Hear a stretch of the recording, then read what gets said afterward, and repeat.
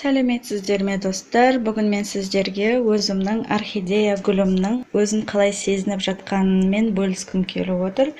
Бұл орхидея гүлін туралы мен түсіргенмін. Бұл видео бар. Ол видеоны мен описанияға ссылкасын қалдыратын боламын.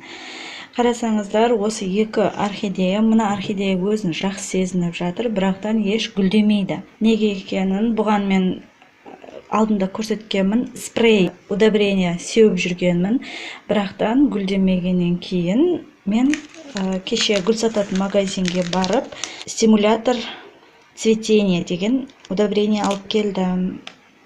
Және алдында да мына орхидеям өзін жақсы сезінбей жатқан еді. Қарасаңыздар, жапырақтары өте әлсіз.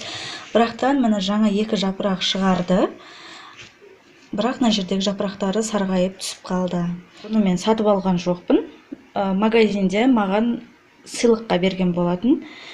Сол келген күйінде тұр, сол себепті өзін жақсы сезінбей жатыр деп ойлап, гүл сататын магазинге барып, мына топырағын алып келдім дайын арнайы, және бірнеше удобрениялар алып келдім.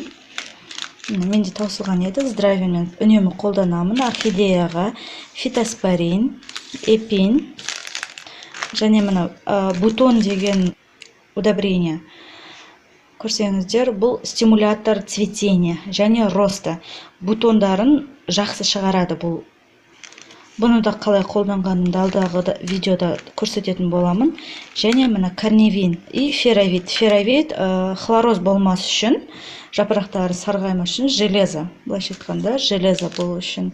Ал мен алдында көрсеткен болатынмын. Мен сіздерге суретін тағы да шығарып көрсетемін. Янтарный кислота мен аптекадан алып қолданатын едім.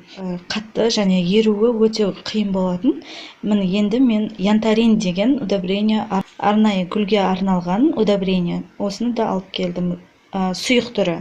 Орхидея негізінде осы янтарный кислотаға өте жақсы сезінеді өзін. Сол себепті мен мына жерде мына янтаринді қосып, су дайындап қойдым. Қазір мен бұны сүртетін боламын жапырағын. Бірінші отырғызып аламын. Орхидеяға мына мындай горшоктар алып келдім. Арнайы орхидеяға деген горшоктар. Осыған отырғызамын. Үлкен болмайды деп ойлаймын. Мына орхидея гүлін қалай отырғызғандарым сіздерге қызық болса, менімен бірге қалыңыздар. Мінекей мен топырағын аштым. Арнайы орхидеяға арналған топырақ. Көрсеңіздер, құрамы өте жақсы. Және мынаның тамырын алып көремін. Бұны мен кеше суғарған болатынмын.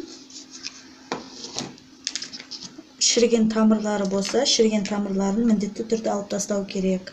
Мына бар екен шіріген тамырлар. Бұны алып тастаймыз. Бұлайша тамырлары жаман емес. Мына мынада шіріпті.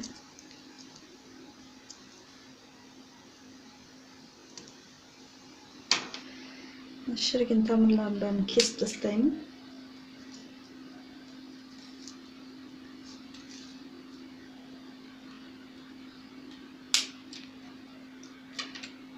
Мынандай ағарған, кепкен тамырларын кесуге болмайды. Бұлайша жаман емес тамырлары. Өте жақсы. Азғатай ғана тамыр шықты шіріген. Мен тамырларын шірігенін бәрін алып болдым. Барлық шіріген тамырларды алдым. Енді мына горшокқа отырғызамын.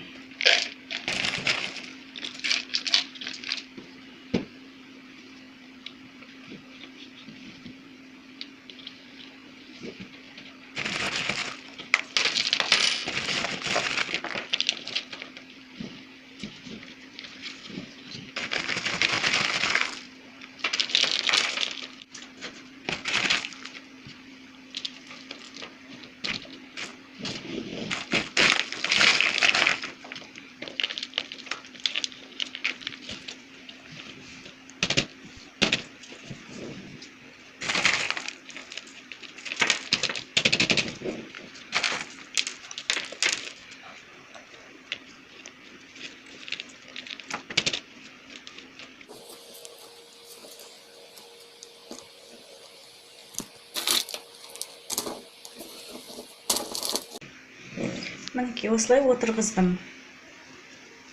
Енді бұны мен удобрениемен суғарып, янтарный сумен жапырақтарын жуамын.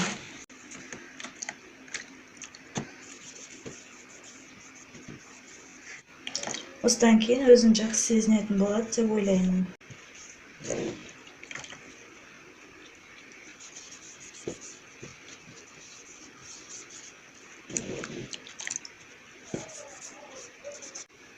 Мен осылай отырғыздым. Мына екіншісін ашып қараған кезде қарасаңыздар, мынандай капсулада өскен екен. Мен бұны қарамағанмын. Осындай капсула болса, міндетті түрде алып тастаңыздар, себебі осының кесірінен мына ауырып жатыр екен. Мен бұны көрмеппін.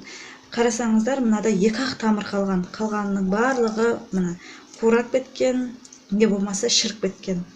Мына. Бұның барлығын алып тастауға тура келеді. Енді осы 2 тамырмен ары қарап өзін алып кетеді деген ойдамын. Мен мына горшокқа енді бұны отырғыза алмаймын, себебі бұл үлкенді кетеді. Енді мен осыған өзінің бұрынғы горшогына отырғызамын қайтадан. Өзін жақсы сезініп, жазылып кетеді деген ойдамын.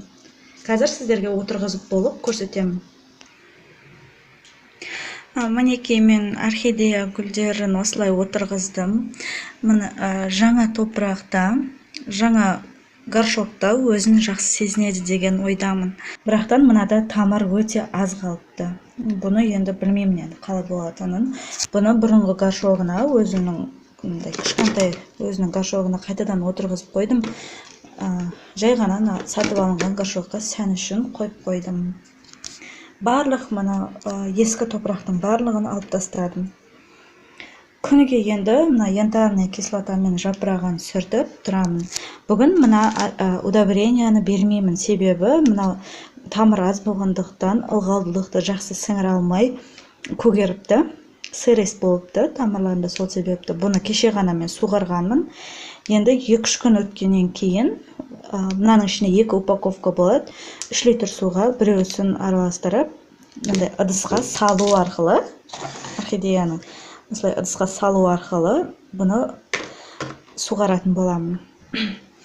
Назарларыңызға рахмет. Егер видео ұнаса лайк басыңыздар, және каналға тіркелуді ұмытпаңыздар.